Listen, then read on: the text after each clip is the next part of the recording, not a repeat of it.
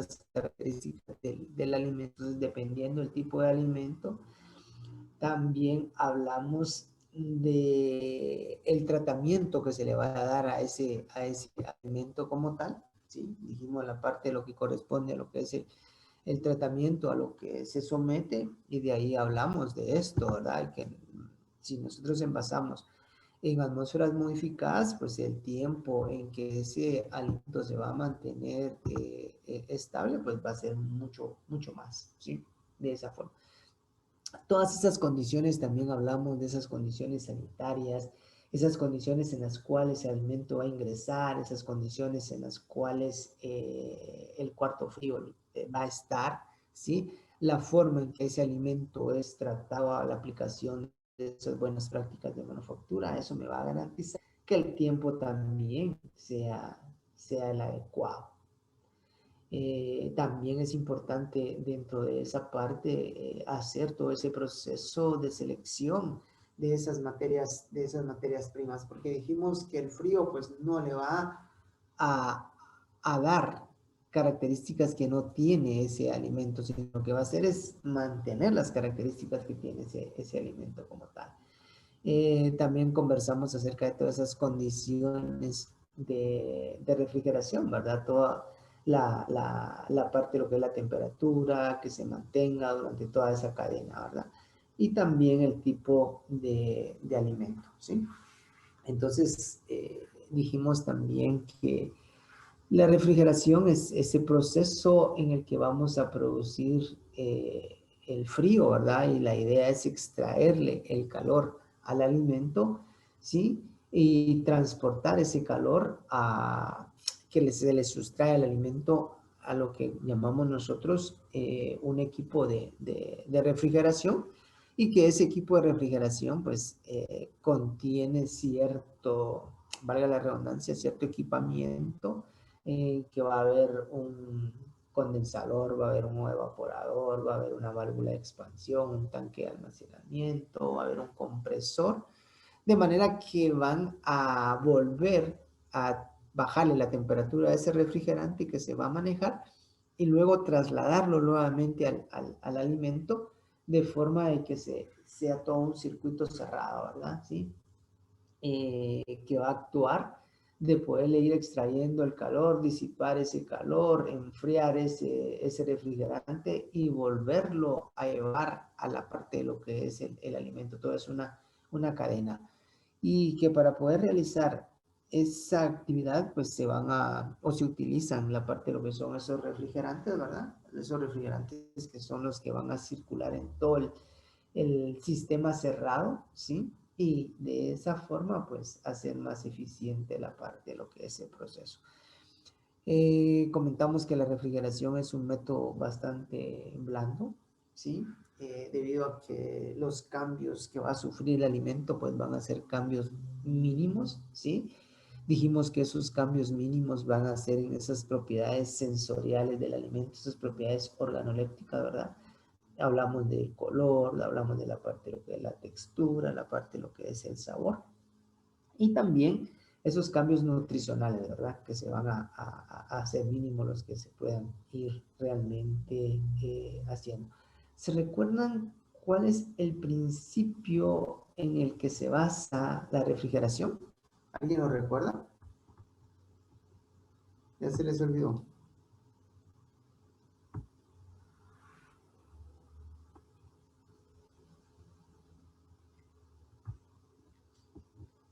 ¿Jóvenes están allí?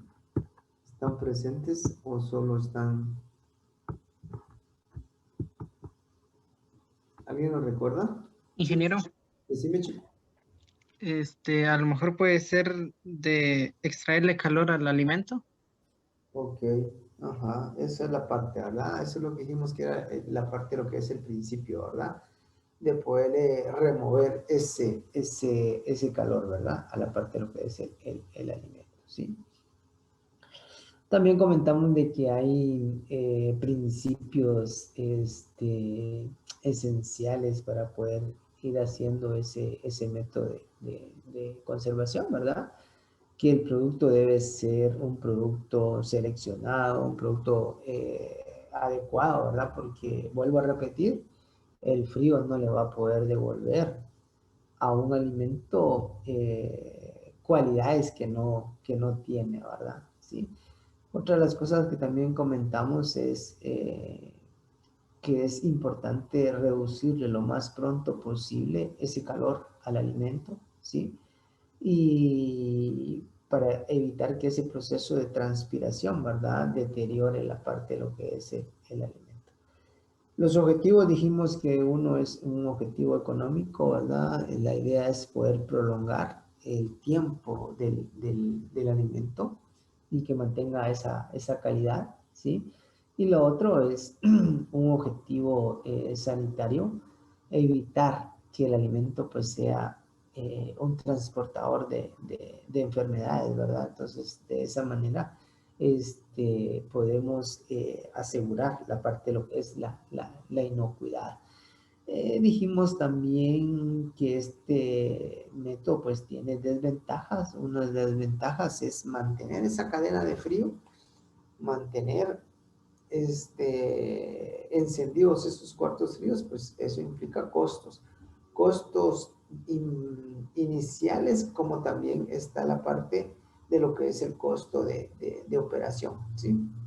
Pero que tiene una ventaja de ser un método en el que podemos mantener en su estado original al alimento como tal, ¿verdad? ¿Sí? Luego comentamos de algunas condiciones que deben de darse, ¿verdad? Para que pueda realmente mantenerse esas características del alimento. Dijimos la humedad relativa, que se pueda controlar, que haya una buena recirculación de aire dentro del cuarto, que la temperatura pues se esté controlando, que los medidores de temperatura que de igual manera se mantengan calibrados, que que haya una calibración frecuente. Eso va a permitir pues que el termómetro esté marcando la temperatura que es, ¿verdad? Y no me esté dando algún tipo de error, ¿verdad? Entonces, de esa forma. También comentamos de algunos factores que van a afectar la parte de lo que es el sistema de refrigeración. Dijimos de que entre más personas están dentro de un cuarto frío, esto me va a implicar de que el calor humano, pues también hay que bajarlo, ¿verdad? ¿Sí?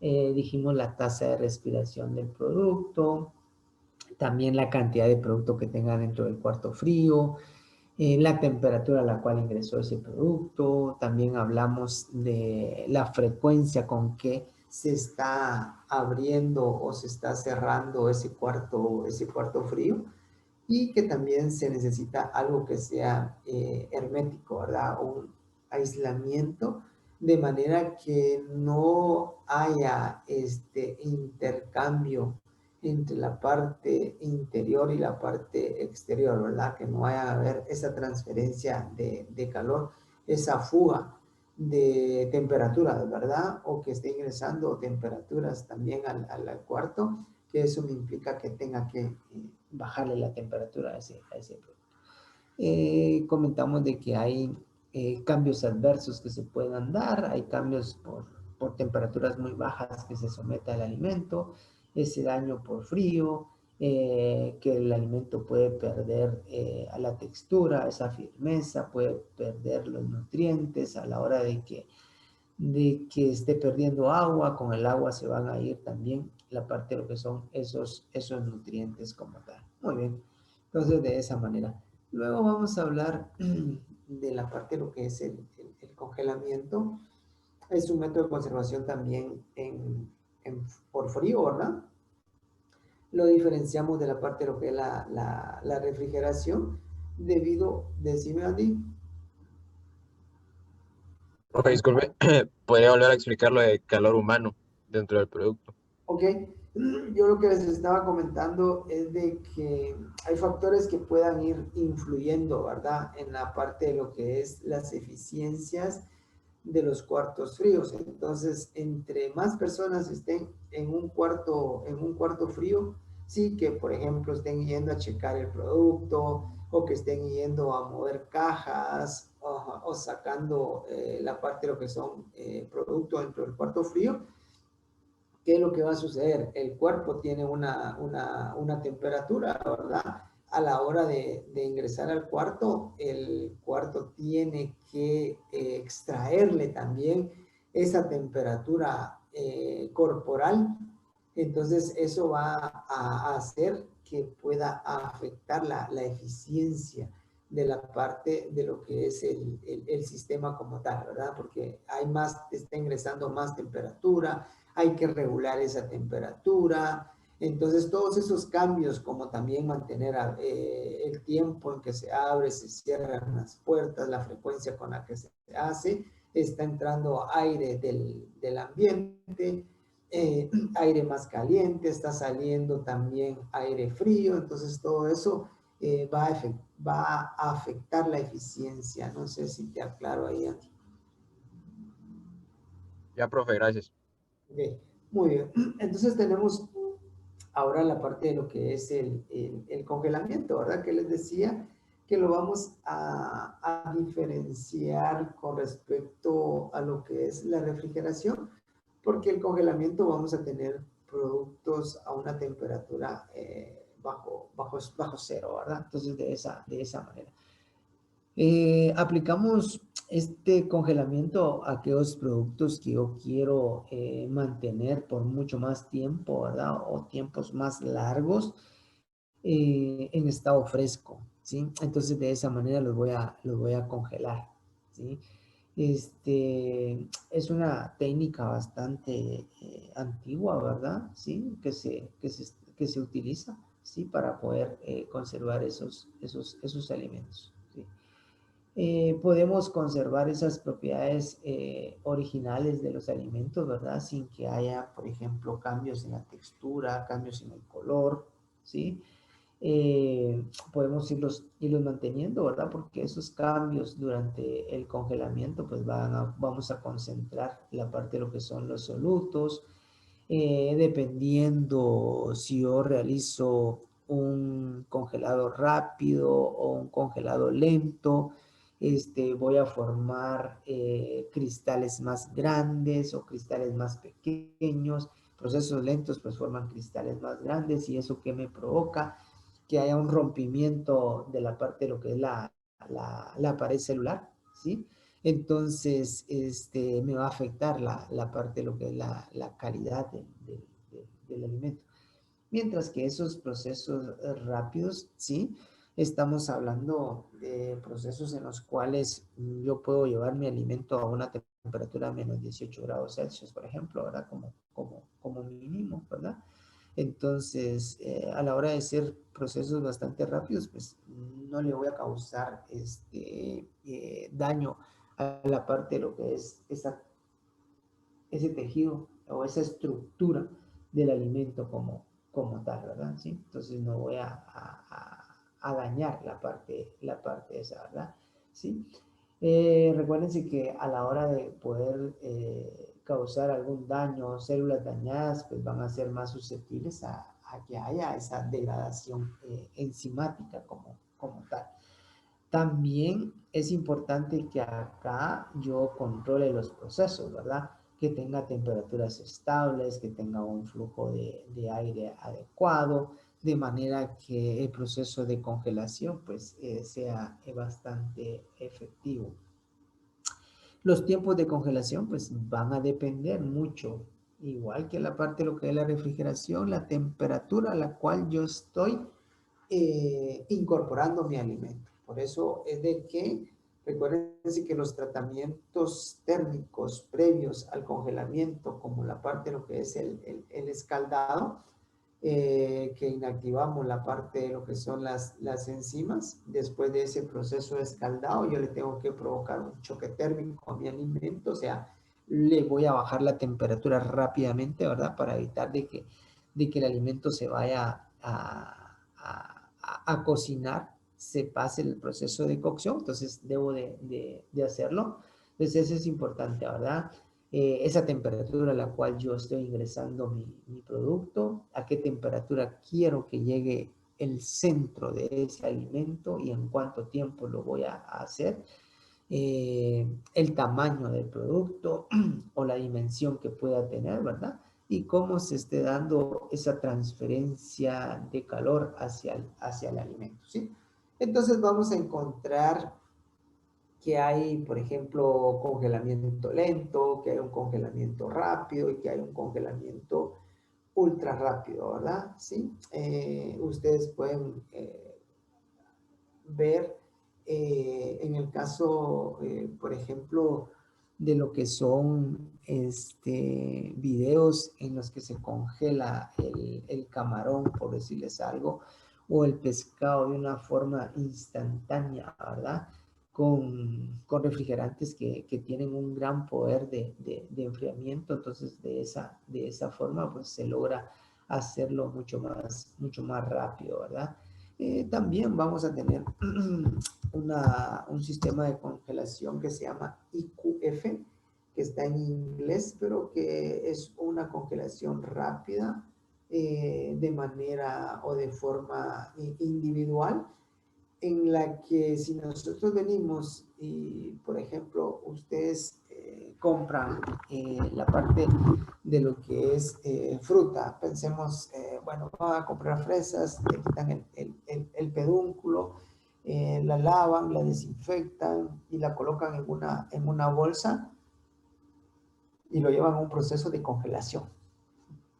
Bueno, como nuestros congeladores que tenemos o nuestro freezer que tenemos en las casas, el proceso es más lento. ¿Qué es lo que va a suceder? Se va a llevar más tiempo de poder hacer ese proceso de congelado.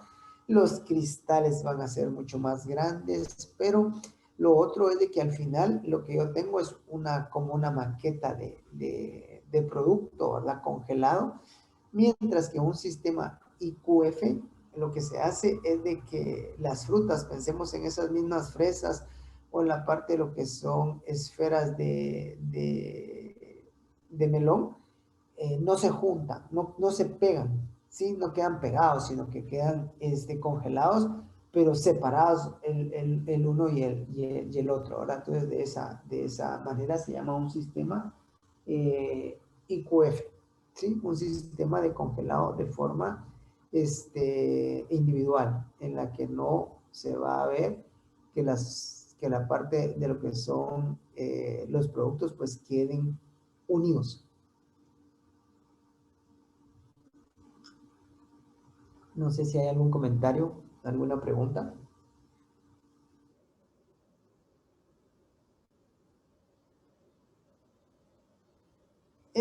Casi todos los productos se pueden, en el país, te voy a comentar, en la parte de lo que es el país, se maneja lo que es brócoli, las esferas de melón congelados de esa forma. También se manejan cubos de piña congelados, cubos de mango también de esa forma, de forma individual, ¿verdad? Es un proceso a nivel industrial en la que el tamaño de cristal que se forma pues va a ser un tamaño mucho más pequeño, ¿sí? No va a romper las paredes celulares, no va a permitir que haya pérdidas por derrame de fluidos, ¿verdad? Por derrame de agua, que se pierda peso, por ejemplo, y por lo tanto, pues la textura, el sabor, su contenido o su composición, diríamos, pues no se va a ver afectada, ¿verdad? Entonces, eso es lo que comúnmente se maneja en la parte de lo que es la industria, eh, congelados IQF, ¿verdad? Un sistema de congelado de forma individual. No sé si está claro ahí. Ok, entonces eso es lo que realmente es lo que va a pasar, ¿verdad? Cuando nosotros estamos hablando de un congelado por IQF o estamos hablando de la parte de lo que corresponde a lo que es un proceso de congelado rápido. Los refrigerantes pues se consumen al tocar la superficie de los alimentos y se tiende a vaporizar, ¿verdad? ¿Sí? Entonces esos refrigerantes pues no son reciclables, por lo tanto pues van a generar costos altos, ¿verdad? Algo también importante, por ejemplo, es en el caso de los helados que llevan un proceso de congelación. Entonces tenemos como un túnel de congelado y pensemos en paletas. Las paletas van colocadas en unas bandejas que tienen los moldes, ¿verdad? Entonces, ¿qué es lo que comúnmente hace la industria? ¿Por qué? Porque es importante a la hora de poder hacer ese proceso de selección de un refrigerante, que el refrigerante pues no vayas a contaminar el alimento, que no vaya a provocar procesos de oxidación, ¿sí? Que no arruine la parte de lo que es el material. Entonces la industria de helados, por ponerles un ejemplo, lo que hace es utilizar colorantes, aplica la parte de lo que son los colorantes. Entonces en esta parte del túnel va pasando las bandejas con las paletas, pensemos de lado, y entonces si alguna bandeja, por decirles algo, presenta algún problema que se haya picado, por decirles así, entonces, ¿qué es lo que va a pasar? Puede penetrar el refrigerante a la parte de lo que es el alimento, y como el refrigerante ya tiene color, entonces nosotros podemos visualizar pues de que estas bandejas pues pueden tener problemas de que ya se picaron, y poder separar también, ¿verdad? Ese producto que pueda presentar esas características, ¿verdad? Entonces, eso es una forma de poder hacer como un control de calidad, ¿sí? Cuando nosotros utilizamos congelaciones lentas, por decirles algo, vamos a necesitar mucho más tiempo, mucho más espacio, ¿sí? Vamos a necesitar también mucho más tiempo para esperar que llegue la temperatura al alimento, ¿sí? Mientras que un proceso de congelado rápido, pues permite que ese proceso sea de forma continua. Vamos a reducir los costos de mano de obra porque es un proceso en que hay menos mano de obra. Todo es automatizado, que mientras recorre, por ejemplo, acá, por ejemplo, este recorrido puede tardar unos 15 a 20 minutos, como es el caso de brócoli, o el caso de la parte de lo que es la piña congelada, o la parte de lo que es el mango, o la parte de lo que es el melón. Entonces, esos 15 o 20 minutos, pues ya llega la parte de lo que es el producto totalmente congelado a la temperatura que se requiere. Ahora, entonces, por eso decimos menos mano de obra comparado con que si yo tengo un cuarto de congelado, voy a necesitar mucho más espacio también, ¿verdad? Para poder colocar todos esos productos en un cuarto de congelado como tal, ¿verdad? ¿Sí? Uh, nosotros podemos congelar pues cualquier tipo de producto, ¿verdad? Se puede ir colocando, y eso me va a poder garantizar mantener las condiciones adecuadas. No sé si hay algún comentario o estamos bien. Y solo le quería decir de Emerson Chávez, que me dijo que tenía problemas de conexión. Ok, gracias, Cham. Ok, gracias, Luis, por informar. Bueno, como no hay preguntas, vamos a continuar, y vamos a hablar ahora de la parte de lo que son alimentos irradiados.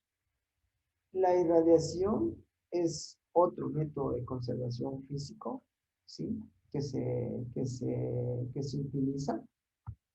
Cuando ustedes encuentren en el supermercado o en otro lugar, un alimento que esté etiquetado y que en esa etiqueta aparezca este símbolo que es como una herradura de color verde, esto me va a indicar de que esos alimentos fueron pasados por esas energías ionizantes, ¿sí? Entonces, esa es la forma en la que se identifica a un alimento que ha sido sometido al proceso de irradiación. Entonces, ese es el símbolo, ¿verdad? Que vamos a encontrar. Bueno, como les comentaba, la irradiación es un método físico, ¿sí?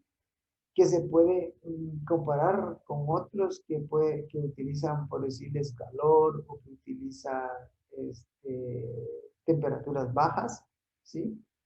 Que lo que consiste es en colocar esos alimentos a la acción, ¿verdad?, de las radiaciones ionizantes. Durante un tiempo, durante cierta cantidad de energía ionizante también, ¿verdad? ¿Sí? Eso va a depender mucho del alimento para poder utilizar esa energía de ionización, ¿sí?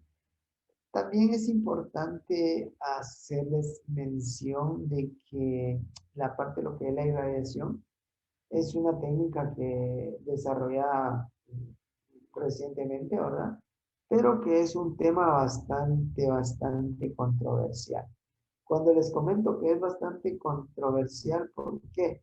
Porque no hay muchos datos concretos, diríamos, o datos que se hayan generado a partir de esos estudios científicos que puedan demostrar cuál es ese efecto que puede tener la irradiación, ¿sí? Entonces hay mucha controversia con esa parte. No hay estudios muy concretos, muy científicos que demuestren que puede ocurrir a la hora de hacer esa aplicación de irradiación en la parte de lo que es el alimento, ¿sí? Bueno, podríamos decir que la irradiación pues se utiliza pensemos, con tres fines principales. Uno es de que la idea es a través de la irradiación evitar o inhibir ese proceso de autogerminación, ¿sí? Y otros mecanismos que puedan deteriorar autogenerado en el propio alimento, ¿verdad? O sea, esta parte de lo que es la autogerminación. Entonces podemos ver acá un alimento que sufrió proceso de irradiación y el alimento que no sufrió proceso de irradiación, ¿verdad? Entonces, de esa manera, ese es uno de los fines por los cuales se utiliza la parte de lo que es la radiación. Como también el otro es incrementar ese tiempo de vida, ¿verdad? ¿A través de qué? A través de la reducción de esas unidades formadoras de colonia, ¿sí? Que puedan ser potencialmente dañinas para el consumidor. Y lo otro que también es utilizado en la parte de lo que corresponde a lo que es la irradiación es reducir, ¿sí?, la aplicación, por ejemplo, de químicos para poder realizar ese control de insectos. Entonces, esos son como los tres fines principales, ¿verdad? Acá podemos ver otra fotografía en la que tenemos, en este caso estamos hablando de la parte de lo que son las fresas, ¿verdad? En las fresas que son irradiadas, pues podemos inhibir el crecimiento de esos mohos, mientras que la parte de lo que son sin irradiar, pues va a haber ese crecimiento como tal. Ingeniero, Entonces, disculpe, ¿podría repetir el tercer objetivo, por favor? Es que no lo escuché bien. con gusto, vamos. dijimos de que la parte de lo que corresponde el uso de la radiación es como una alternativa. ¿Para qué? Para reducir la aplicación de químicos para lo que es el control de insectos. Ese es uno. El otro, inhibir la autogerminación. Y lo otro es incrementar el tiempo de vida a través de ¿qué? De la destrucción de esas formas vegetativas, de esos microorganismos o de esas unidades formadoras de colonia que pueden ser potencialmente dañinas. No sé si estamos ahí, Fabiana. Sí, ingeniero, gracias. Ok, no se preocupe. Bueno, entonces de esa manera. Bueno, yo les decía a ustedes que no existe estudios o resultados de esos estudios científicos de qué es lo que está pasando o esos efectos que puede tener la radiación. Pero se ha demostrado, ¿sí?, que a través de la parte de lo que es la radiación se pueden haber formación de esos radicales libres, ¿sí? Y nosotros hemos comentado que lo que son esos radicales libres, ¿sí? Están muy relacionados con la formación de otros subproductos. Y hemos dicho que la parte esta está relacionado que puede producir lo que es el cáncer, ¿verdad? ¿Sí? Entonces, de esa forma. Entonces, esta formación de radicales libres, ¿sí? Y que esos radicales libres, pues, forman otros subproductos. Entonces, ese es uno de los efectos que sí se ha demostrado. También se han hecho estudios en los que indican de que también puede existir la parte de lo que corresponde a lo que es cambios en esa composición del alimento, que pueden haber pérdidas. ¿Pérdidas de qué? Se habla de que pueden existir pérdidas de vitaminas, se habla de la vitamina A, se habla de la vitamina C, también de la vitamina B1 y de la vitamina E, que se pueden perder a la hora de hacer la aplicación de la irradiación. Entonces, si estamos bien, o hay algún comentario. Ingeniero, Ingeniero, Cuénteme, cuénteme, cuénteme, Fabián. es la vitamina A, C, B1 y E. Exacto. Es la vitamina A, la vitamina B1, vitamina C y la vitamina E, las que son más sensibles a las irradiaciones, ¿verdad? O a estas energías ionizantes. Ah, bueno, gracias. Ok, ¿alguien más quería comentar algo? era relacionado a eso, ingeniero, también a las vitaminas. Ok, muy bien, entonces estamos ahí. Entonces esos cambios, ¿verdad? Cambios en esa composición de la vida. También hay cambios en la parte de lo que es la alteración de esos sistemas enzimáticos, ¿sí? Y de hecho, pues eso va a ser beneficioso, ¿verdad? Porque lo que necesitamos es inactivar la parte de lo que son esas enzimas y evitar de que esas enzimas, pues, degraden las características del alimento, ¿verdad? Y afecte la parte de eso. Y otra de las cuestiones que también es importante son esas alteraciones que pueden sufrir los microorganismos, ¿sí? Que es uno de los objetivos, ¿verdad? Para poder conservar ese alimento, de que de una u otra forma, pues, esos microorganismos, pues, no deterioren al alimento como tal, ¿sí? Ok. ¿Qué factores, por ejemplo, determinan? Solo vamos a ingresar a alguien acá. Bien, dice que así otra vez. ¿Qué factores van a determinar la dosis que voy a utilizar de la parte de lo que corresponde a lo que es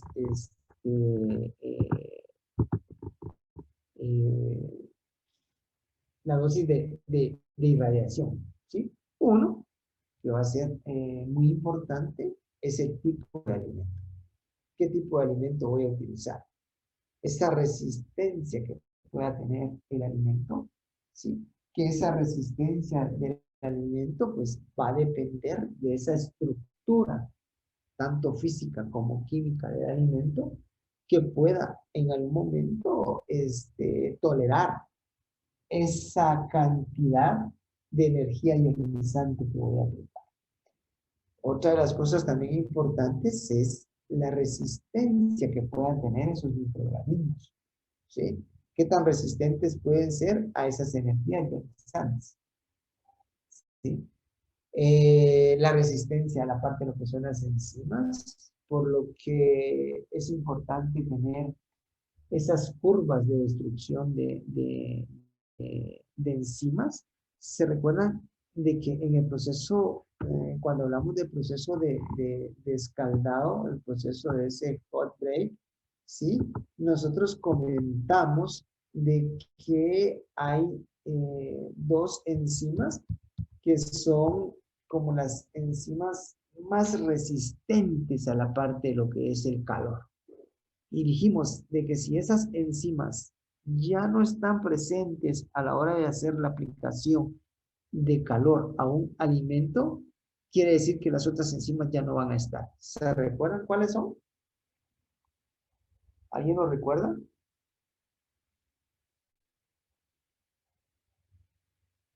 Ya se les olvidó. ¿Cuáles enzimas dijo Inge? ¿Puede repetir? Garrido, bienvenido, Garrido. Gracias, Inge. ¿Cuál es la pregunta? Les estaba preguntando de que cuando vimos la parte de lo que es el proceso de escaldado, ese proceso... Ingeniero, ¿Sí? Decime. ¿no es el profil oxidasa y la catalasa? Es correcto. Ajá, ahí está. Ajá, entonces solo para decirle a Garrido, solo vamos a ver, alguien más escribió en el chat. Ahí está, Campos también escribió. Entonces, Garrido, la pregunta era de que en ese momento, cuando hablamos de la parte de lo que es escaldado, dijimos de que hay dos enzimas que son más resistentes a la parte de lo que es el calor. Y que si nosotros hacemos un análisis de esas enzimas, como bien lo mencionó Fuentes ahí, ¿verdad? Que son las polifeniloxidasas, la catalasa. Si ya no tenemos presencia de esas enzimas, que esas enzimas son las resistentes al calor, entonces quiere decir que si no están esas enzimas, pues tampoco vamos a tener las otras enzimas. ¿Por qué sale esto? Porque yo les decía que es importante tener curvas de destrucción de enzimas, así como se hacen curvas para la parte de lo que es la destrucción de los microorganismos y decir, bueno, yo tengo tantas unidades formadoras de colonia, yo matemáticamente puedo hacer un cálculo, ¿verdad? Y decir qué temperatura y qué tiempo necesitaría para poder destruir esos microorganismos y llevarlos a unos límites aceptables de esas unidades formadoras de colonia. Entonces lo mismo va a ser con la parte de lo que es esa curva de destrucción de enzima, ¿verdad? Para poder ver, bueno, qué cantidad de energía ionizante necesito para que esas enzimas ya no me puedan afectar las características de mi producto. Esa era la pregunta, Garrido. Ok, bueno. Entonces, además de ver esa resistencia a las enzimas, también esa resistencia a la parte de lo que son los microorganismos, es importante también evaluar la parte de lo que son los costos, ¿sí? Esos costos, esa relación entre la dosis que voy a aplicar de radiación y el costo final de mi productora. Entonces también es importante. Bueno, vamos a ver que hay 4 fuentes que se utilizan como energía ionizante, ¿sí? ¿Cuáles son esas fuentes? Bueno, primero vamos a tener rayos gamma, ¿sí? Esos rayos gamma provienen, por ejemplo, de cobalto 60, o pueden ser rayos gamma provenientes de cesio 137, ¿sí? Entonces podemos tener esos dos tipos de rayos gamma. O podemos tener rayos X también. O la parte, lo voy a anotar acá, rayos X, o la parte de lo que son esos electrones acelerados. De estas 4 fuentes de energía ionizantes, cada una tiene ventajas, tiene desventajas, no las vamos a tocar. Simplemente les voy a comentar de que de las 4, la fuente más utilizada a nivel mundial es la parte de lo que corresponde a lo que es cobalto 60. Ese es el que más se utiliza a nivel mundial. Por costos, por la parte de lo que es costos de inversión en el equipamiento y también porque es bastante efectivo, ¿verdad? Entonces, de esa forma. Ok. La Organización Mundial de la Salud, ¿sí? La OMS. Ingeniero, disculpe, antes que cambie, ¿eran rayos gamma, rayos X y electrones acelerados y cuál otra? Tenemos rayos gamma que pueden provenir de cobalto 60 o de cesio 137. Ahí ya tenemos 2. Luego los electrones acelerados, 3, y la otra son los rayos X. Bueno, gracias. Okay. Muy bien. ¿Y cesio qué dijo Inge? Cesio 137. 137. Es correcto. Pero Gracias. lo voy a anotar acá. De eso. Esos son la parte, ¿verdad? Bueno, la Organización Mundial de la Salud ha autorizado el uso de la parte de lo que es la radiación como un método de conservación, ¿sí? Y ha identificado algunas dosis que se pueden aplicar. La unidad de medida, ¿sí?, de la energía ionizante es kilograms, de esa manera. Entonces, la Organización Mundial de la Salud lo clasifica, por ejemplo, con una dosis baja, ¿sí? Y cuando habla de una dosis baja, está hablando de que se puede utilizar hasta 1 kilogramo, ¿sí? De esa manera, ¿verdad? Y hace referencia a la Organización Mundial de la Salud, que es para aquellos procesos en los que yo quiero reducir o hacer que la maduración de las frutas sea mucho más lenta, ¿sí? Para eso se puede utilizar, ¿verdad? Frutas frescas o vegetales, o para poder controlar la parte de lo que son insectos, ¿verdad? En lo que son los alimentos, ¿sí? Entonces, de esa manera. Entonces, estamos hablando de una dosis baja hasta 1 kilogramo, ¿sí? Luego también habla de una dosis media, que esa dosis media puede ser hasta 10 kilogramos. Acá, ¿se recuerdan ustedes que cuando hablamos de la parte de lo que son los procesos, por ejemplo, de esterilización, comentamos de que un alimento puede tener 2 tipos de microorganismos, dijimos, ¿verdad? ¿Se recuerdan cuáles son esos? ¿Alguien lo recuerda? Primo. ¿Cómo Fabián. dijo Inge? Les estaba comentando, ahorita te doy la palabra, Primo. Les estaba comentando de que cuando hablamos de productos o métodos de conservación por esterilización, dijimos que un alimento pues puede tener dos tipos, mencioné yo, de microorganismos, ¿sí?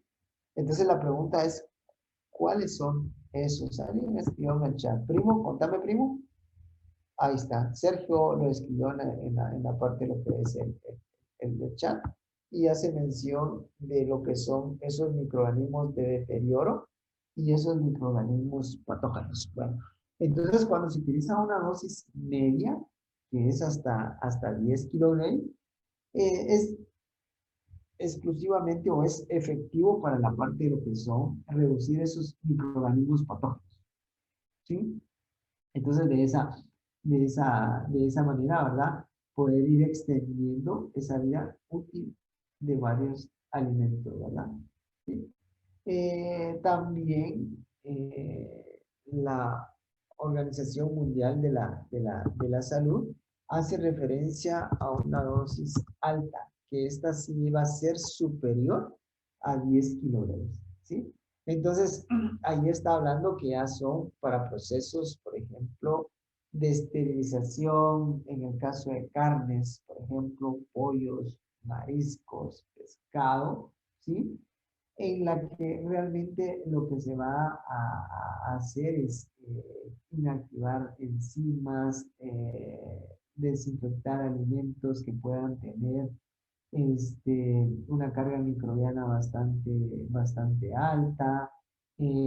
También eso va a garantizar pues, que ese producto pues, no vaya a ser portador de la parte de lo que son los microorganismos. Entonces, esa es la clasificación que hace la Organización Mundial de la Salud. Baja, media y la parte de lo que es alta. Ok, muy bien.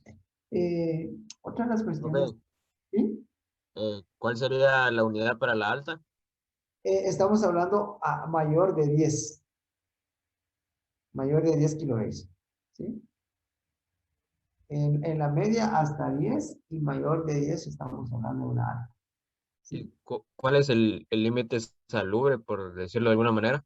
¿Cómo dijiste? O sea que, ¿cuál es el límite para evitar que pueda afectar el alimento o provocar Eso, cáncer de alguna manera? ajá, eso va a depender mucho, lo que les decía, ¿verdad? Que va a depender mucho de varios factores. Uno, yo les mencionaba a ustedes el tipo de alimento que se va a utilizar. Esa composición del alimento le va a poder dar cierta resistencia, que va a depender mucho, les decía, de la estructura, tanto física como química del alimento. También va a depender mucho de la resistencia de los microorganismos, ¿sí? Resistencia de las enzimas. Y lo otro que va a ser bien interesante y que se evalúa mucho es el costo, ¿sí? ¿Cuánto me cuesta aplicar esa cantidad de energía ionizante y qué beneficios voy a tener dentro del alimento como tal? Entonces, de eso va a ir dependiendo. La organización, como les repito, lo que hizo es clasificar las dosis, ¿verdad? ¿Sí? De esa manera. Por supuesto que una dosis demasiado alta, pues eso incluye en muchos costos. Y me voy a colocar, por ejemplo, productores de mango acá en el país exportan el mango por un tratamiento que se llama un tratamiento hidrotérmico, ¿sí? En el que el mango es pasado en agua. Estamos hablando de una temperatura más o menos entre unos 45 a 50 grados y de esa manera pues se exporta, ¿verdad? Después ya se encaja y se envía para diferentes destinos. Ellos en algún momento quisieron cambiar esa energía o ese tratamiento hidrotérmico por la parte de lo que es la radiación. pero los costos de equipamiento, los costos de aplicar ese método eran mucho más altos, y además de ello era de que varios países pues no aceptan o no consumen alimentos que han sufrido procesos de irradiación, ¿sí? Entonces de esa forma.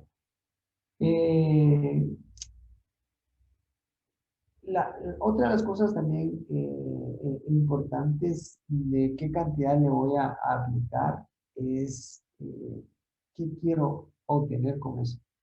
Si quiero retardar la maduración de las frutas, frutas como banano, como la parte de lo que es el mango, como la parte de lo que es la papaya, ¿sí?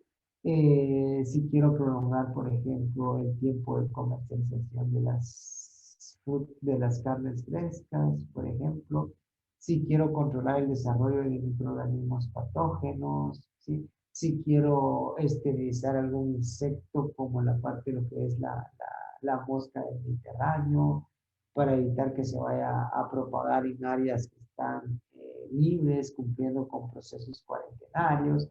Entonces, de esa manera. O quiero inhibir la brotación de bulbos, como les mostraba, ¿verdad? En el caso, por ejemplo, de raíces como las papas, ¿verdad? Entonces, de esa manera.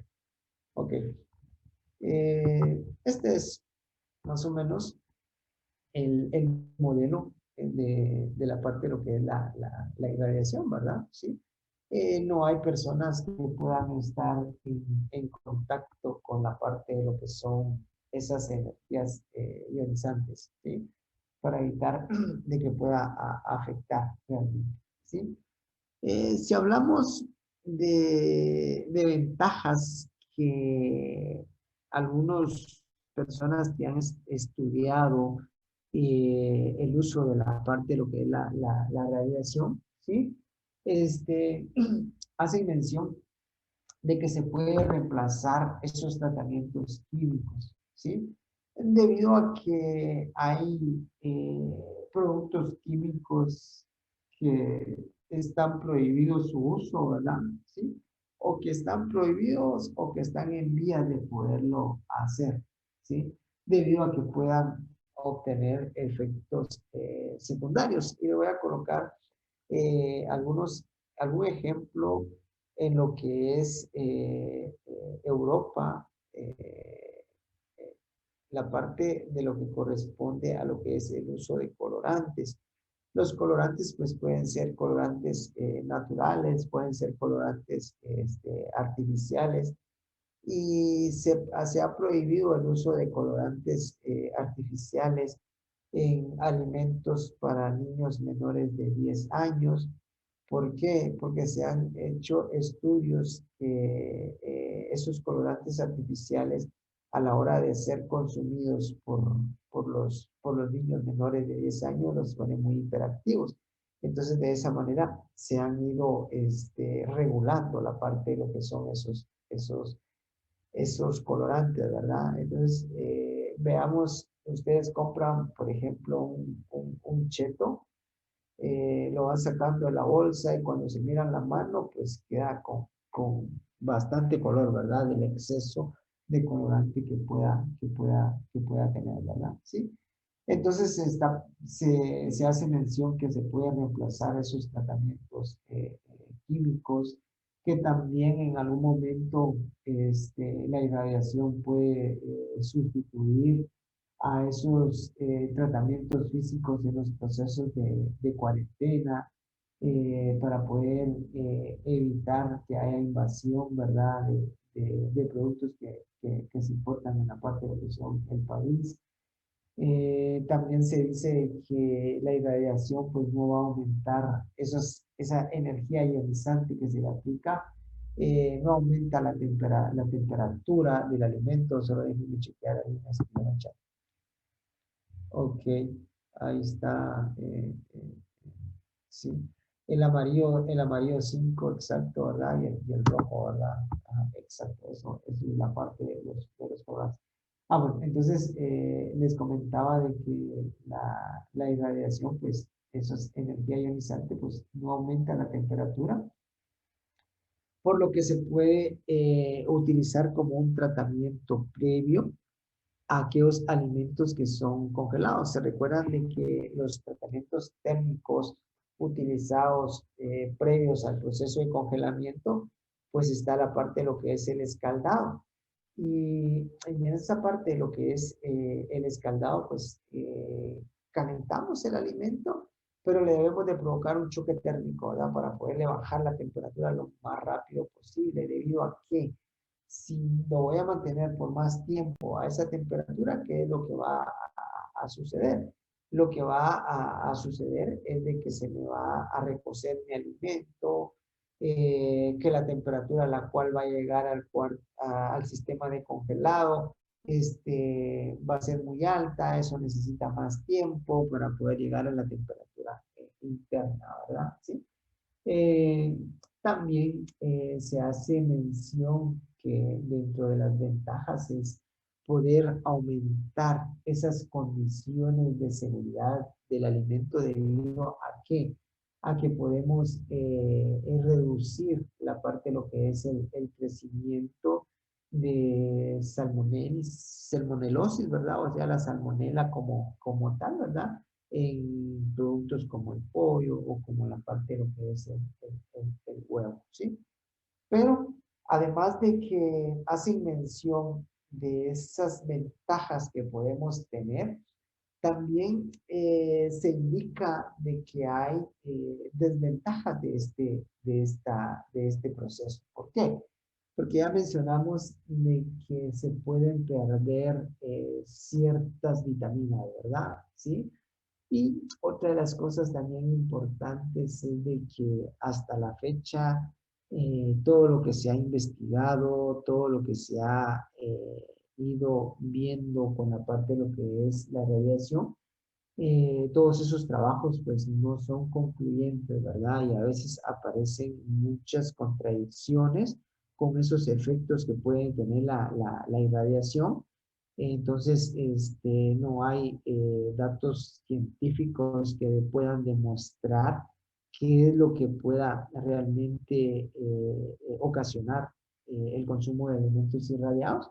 Y lo que sí ya les había comentado es esa formación de lo que son esos radicales libres. No sé si hay algún comentario o, o alguna duda con respecto a esto, o estamos más claros que el agua, más claros que el agua de Izabal, va mi amigo Garrido. Cabal, lleno de cocodrilos. Ahí está. Ok. ¿Dudas? No hay dudas. Vamos a ver, alguien escribió en la parte de lo que es el chat. Ok, gracias, Campos. No hay dudas. Bueno, jóvenes, si no hay dudas, vamos a dejar la parte de lo que es el contenido del curso hasta acá. Éxitos en su próxima semana. Empieza la parte de lo que es los exámenes. El examen nuestro va a estar a las 3:30, está programado a hacerlo el día lunes. Entonces, se terminó la primera fase del curso, ¿verdad? Ahora solo queda la parte de lo que es las prácticas.